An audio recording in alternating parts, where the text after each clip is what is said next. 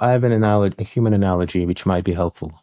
So even the case, let's take the case of competitive programming, since you mentioned that. And suppose you have two students. One of them decided they want to be the best competitive programmer, so they will practice 10,000 hours for that domain. Yeah. They will solve all the problems, memorize all the proof techniques, and be very, very,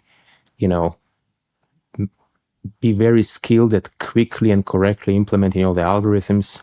And by doing so, they became the best, one of the best. Student number 2 thought, oh, competitive programming is cool. Maybe they practiced for 100 hours, much, much less. And they also did really well. Which one do you think is going to do better in their career later on? The second. Right? And I think that's basically what's going on. The models are much more like the first student, but even more, because then we say, okay, so the model should be good at competitive programming. So let's get every single competitive programming problem ever. And then let's do some data augmentation. So we have even more competitive programming problems. Yes. And we train on that. And so now you got this great competitive programmer. And with this analogy, I think it's more intuitive. I think it's more intuitive with this analogy that, yeah, okay, so if it's so well trained, okay, it's like all the different algorithms and all the different proof techniques are like right at its fingertips.